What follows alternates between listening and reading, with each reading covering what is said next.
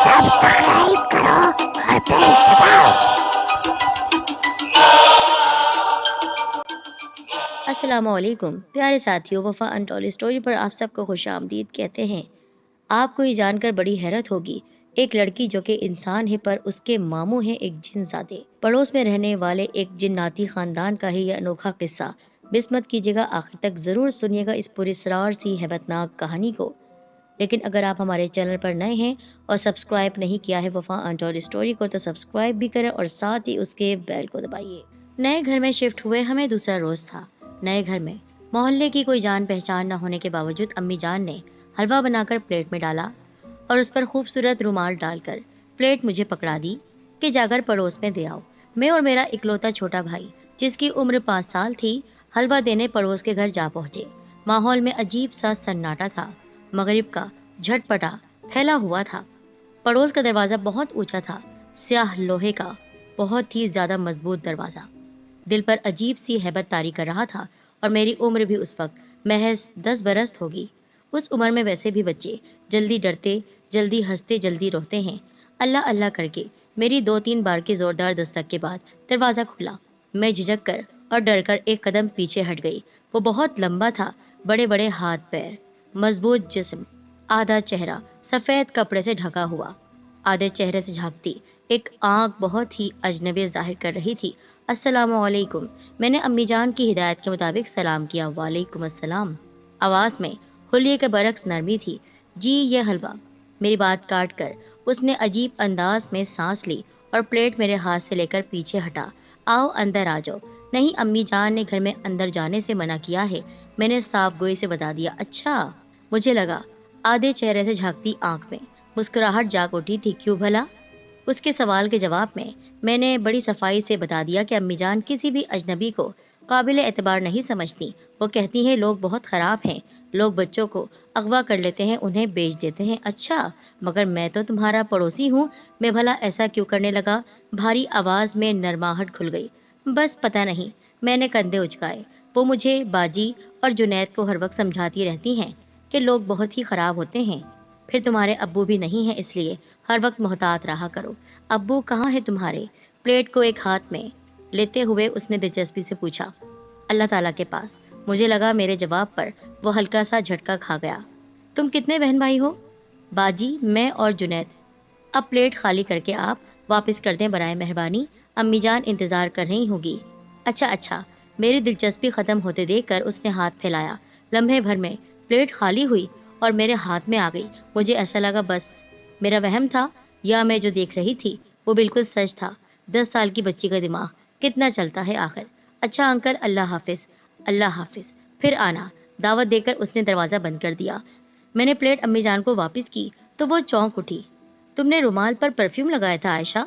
नहीं तो अम्मी जान। अच्छा, मगर उफ उफ, इस प्लेट से भी कितनी अच्छी महक आ रही है। लगता है पड़ोसियों ने परफ्यूम का स्प्रे कर दिया है। पता नहीं। उसके बाद में दाएं तरफ के पड़ोस में हलवा देने चले गई। वहां एक बेजार सूरत बिखरे बालों वाली खातून ने हलवा वसूल करके प्लेट थमा दी। दिन यूं ही गुजरते रहे। एक बात काबिल गौर है कि हमारी अम्मी जान बहुत ही उम्दा अखलाक वाली, इबादत गुजार खातून, हमेशा अच्छा बोलने वाली, हर एक के गम और खुशी में शरीक होने वाली, हमें यही तरबियत दी थी कि जिससे मिलो अच्छी तरह मिलो, नेकी करने से कभी पीछे ना हटो। हर एक से उनकी अच्छी जान पहचान हो गई थी। लेकिन अजीब बात थी कि हमारे उल्टी जानिब पड़ोस में सन्नाटा ही रहता।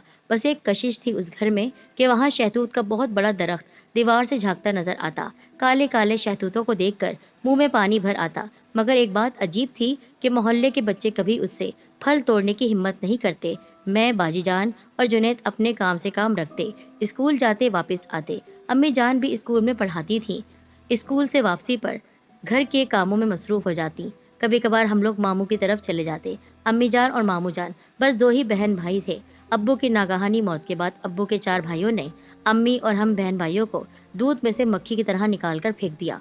उन्हें डर था कि हम आबाई घर जो दादा ने सब औलादों, जो कि 5 बेटों पर मुश्तमिल थी, उनके लिए बनाया था, उसमें हिस्सा ना मांग बैठे। अम्मी मुकद्दर पर शाकिर होकर एक छोटे से किराए के घर में मुंतकिल हो गई। अब्बू की थोड़ी सी बचत की रकम तो बैंक में महफूज कर चुकी थी। वो खुद मुलाजमत करने लगी। यूं जिंदगी गुजरने लगी। मेरी अम्मी जान घर की वाहिद कफील थी। گو کہ بہت مشکل زندگی گزر رہی تھی، اس کے باوجود وہ پڑوسیوں کا بہت خیال رکھتی تھیں، خاص طور پر الٹے ہاتھ جانب جو پڑوسی تھے ہمارے، ان کا تو بہت ہی زیادہ۔ ان کو نہیں پتا تھا کہ وہاں پر کون رہتا ہے، اکثر میں ہی جاتی تھی بھائی کے ساتھ ان کو کھانا دینے۔ آج ان کے ہاتھ میں تسبیح تھی، آدھا چہرہ رومال سے ڈھکا ہوا تھا۔ جب میں ان کے دروازے پر آئی، وہی صاحب باہر آئے۔ ارے بچوں، وہ چہکے، اس دن کے بعد تو تم لوگوں نے شکل ہی نہیں دکھائی۔ بھائی تمہارا حلوہ تو لاجواب تھا، اب کیا لائے ہو، دکھاؤ دکھاؤ۔ انکل، امی نے یہ کھانا بنایا تھا اور آپ کے لیے بھیجا ہے۔ لیکن انکل مجھے ایک بات بتائیے، محلے والے آپ سے اتنے ڈرتے کیوں ہیں؟ کیا؟ وہ چوکے۔ ہاں نا، محلے والے کہتے ہیں آپ کسی سے ملنا ہی پسند نہیں کرتے۔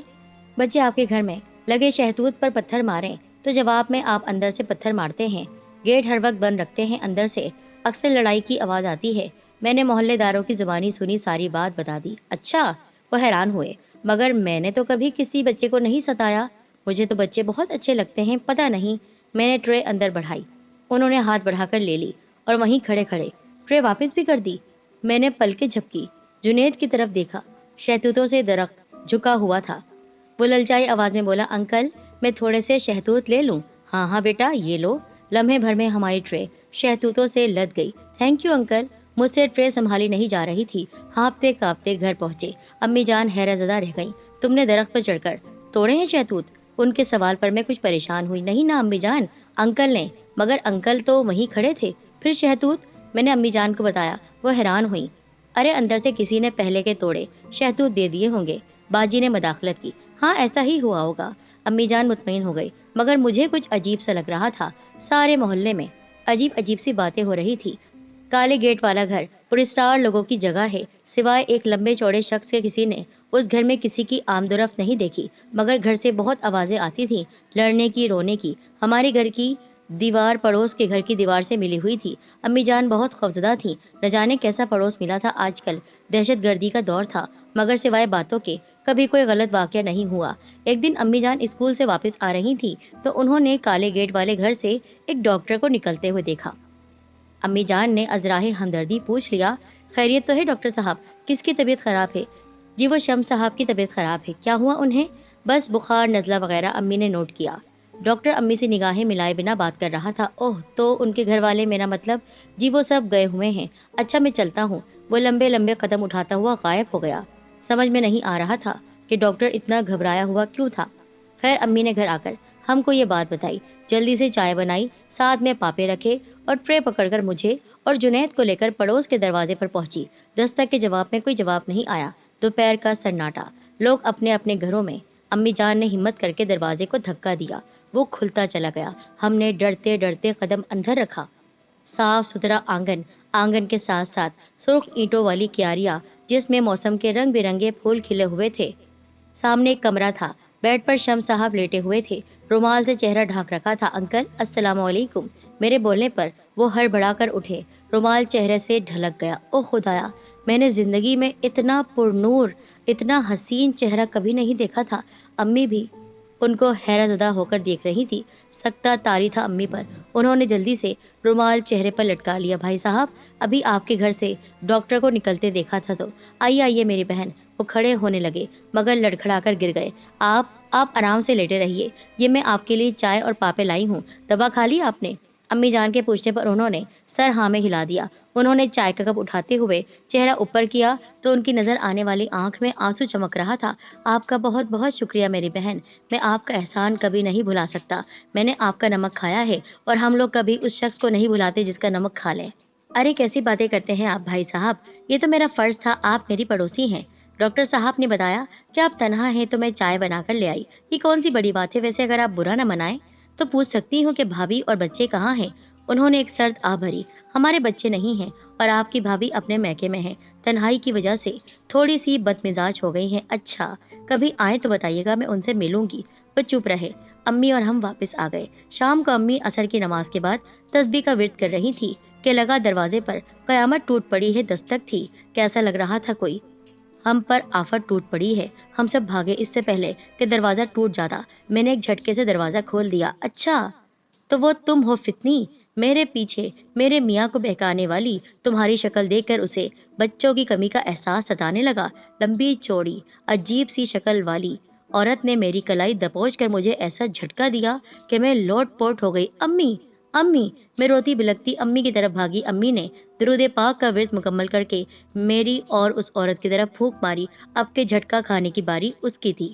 وہ ساکت کھڑی کی کھڑی رہ گئی۔ السلام علیکم، امی کی نرم وقار بھری آواز ابھری۔ وعلیکم السلام، اس نے تھوک نکل کر جواب دیا۔ آؤ بہن، اندر آ جاؤ، دروازے پر کھڑے ہو کر باتیں کرنا اچھا نہیں لگتا۔ وہ مرے مرے قدموں سے اندر داخل ہو گئی۔ امی نے اس کو ایک جگہ بٹھا دیا۔ وہ بیٹھ نہیں رہی تھی، لیکن امی نے کہا بیٹھ جائیے بہن، ہمارے گھر آئی ہیں، مہمان ہیں، اس طرح کا رویہ نہ رکھیں۔ اچھا اب بتائیے کیا شکایت ہے آپ کو میری بچی سے؟ کیا کیا ہے اس نے؟ کیا آپ کا کوئی نقصان کیا ہے؟ یہ روز روز تحفے لے کر میرے میاں کے پاس جاتی ہے۔ انہیں بچے بہت پسند ہیں۔ پہلے وہ میرے ہزار لڑنے جھگڑنے پر بھی بچوں کی محرومی کا تانا نہیں دیتے تھے، مگر اب ذرا سی لڑائی ہو تو فوراً کہتے ہیں کہ تم تو مجھے عائشہ جیسی ایک بیٹی بھی نہ دے سکی۔ میں اس کو درخت پر لٹکا دوں گی، اسی شہتوت کے درخت پر جہاں سے یہ شہتوت لے کر گئی تھی۔ اس کو دھواں بنا کر اڑا دوں گی۔ تم مجھے جانتی نہیں ہو، میں قوم جنات سے ہوں، میری طاقت کا اندازہ نہیں ہے تمہیں۔ امی تحمل سے مسکرائی۔ میں حیرت سے امی کو دیکھ رہی تھی کہ انہیں کوئی ڈر کیوں نہیں ہے۔ آؤ بہن، میرے پاس آؤ، میں تمہاری بڑی بہن ہوں، جیسی تم ہو ویسی میں بھی ہوں، بس فرق اتنا ہے کہ تم آگ کی ہو اور میں خاک کی ہوں۔ یقیناً تم مسلمان ہو، کیونکہ مسلمان ہی سلام کا جواب دیا کرتے ہیں۔ ایک مسلمان دوسرے مسلمان کا دینی بھائی بہن ہوا کرتا ہے، خواہ وہ آگ سے بنا ہوا ہو یا مٹی سے۔ عائشہ کا بھلا اس میں کیا قصور ہے کہ وہ تمہارے میاں کو اچھی لگتی ہے؟ ایسا کرو تم بھی غصہ تھوک دو اور عائشہ کو اپنی بیٹی کی طرح سمجھو۔ قوم جنات کا لفظ میرے سر سے تو اڑ گیا، مگر باجی نے لپک کر مجھے اپنے سے لپٹا لیا۔ بس زیادہ نصیحتیں کرنے کی ضرورت نہیں، میں اس لڑکی کو چھوڑوں گی نہیں۔ وہ عجیب سر پھری عورت تھی۔ بہن، میں تمہیں سمجھا رہی ہوں اور تم کو سمجھ میں نہیں آ رہی؟ امی نرمی سے بولی۔ یہ بچہ ہے، تحفے میں نے بھیجے ہیں، پڑوسی ہیں وہ ہمارے، تم بھی ہماری پڑوسی ہو، میں نے تو کئی بار تمہارے بارے میں پوچھا۔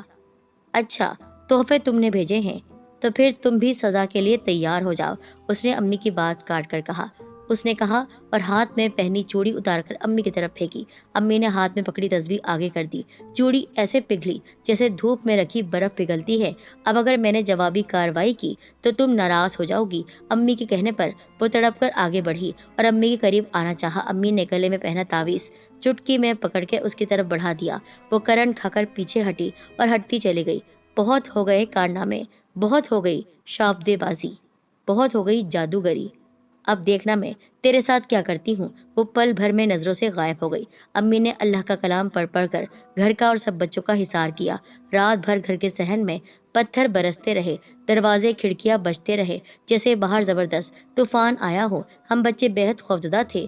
رات گزری، صبح کی پرنور کرنوں نے رات کی ہیبت ناکی کا پردہ چاک کر دیا۔ اس روز امی اسکول نہیں گئی، نہ ہم بچے۔ گھر سے نکلتے خوف آ رہا تھا۔ امی مسلسل ورد کر رہی تھی۔ اب طوفان تھمنے کے بعد والی خاموشی تھی، شاید کسی نئے طوفان کا ہمیں پتہ دے رہی تھی۔ اچانک دروازہ دھڑ دھڑائے جانے لگا۔ امی نے ہمت کی، دروازہ کھولا تو سامنے شمس صاحب کھڑے تھے۔ بہن، میں اس سے پہلے کہ وہ مزید کچھ کہتے امی نے دروازہ کھول کر انہیں اندر بلا لیا۔ شمس صاحب کی زبانی پتہ چلا کہ وہ خاتون شمس صاحب کی بیوی تھیں۔ بچوں کی محرومی نے انہیں چڑچڑا بنا دیا تھا اور اپنے شوہر کی زبانی عائشہ یعنی میری تعریف سن سن کر وہ حسد میں مبتلا ہو گئی۔ خود ہی اپنے شوہر کو اس نے ہمارے ساتھ ہوئی جنگ کے بارے میں تفصیل سے بتا دیا۔ شمس صاحب رات کو گھر پر نہیں تھے۔ صبح آئے تو صورتحال سے واقف ہوئے۔ انہوں نے ہاتھ جوڑ کر امی سے معافی مانگی، کیونکہ وہ امی کو دل سے اپنی بہن مان چکے تھے۔ امی نے ان سے کہا وہ ہرگز ان سے ناراض نہیں ہیں، ہاں اگر ہو سکے تو اپنی بیوی کا دل صاف کرنے کی کوشش کریں۔ وعدے کے مطابق وہ اپنی بیوی کو لے کر آئے۔ اس نے اپنے رویے کی معافی بھی مانگ لی، مگر اس کے چہرے پر چھائی کرختگی، سختی اس کے لہجے کا ساتھ نہیں دے رہی تھی۔ ایک عرصہ گزر گیا، ہم نے وہ گھر چھوڑ دیا۔ باجی پڑھ لکھ کر ڈاکٹر بن کر اپنا گھر بسانے چلی گئی۔ جنید انجینئر بن کر امریکہ چلا گیا۔ امی کی عبادتیں مزید طویل ہو گئیں اور میں بھی پڑھ لکھ کر ٹیچر بن گئی ہوں۔ شہر کے بہترین اسکول میں پڑھاتی ہوں، مگر ایک تو میرا گھر نہیں بس سکا۔ کسی نے آج تک مجھے پسند ہی نہیں کیا۔ لاکھ رشتے آئے، مگر شاید آسمان پر جوڑا ہی نہیں تھا۔ شمس صاحب اسی گھر میں رہ گئے ہیں۔ وہ مجھ سے بسودور محبت کرتے تھے، ان کی بیوی مجھ سے نفرت کرتی تھی۔ یہ دو پارٹ ہمیشہ مجھے پیستے رہے۔ اب بھی کبھی میں دکھی ہوں یا مالی تنگی کا شکار ہوں تو میری الماری میں دراز میں بچھے کاغذ کے نیچے ڈھیروں روپے نظر آنے لگتے ہیں اور ایک خوشبودار رومال جس کے ایک کونے میں لکھا ہوا ہوتا ہے تمہارا شمس ماموں۔ یہ کیسی محبت ہے انہیں۔ السلام علیکم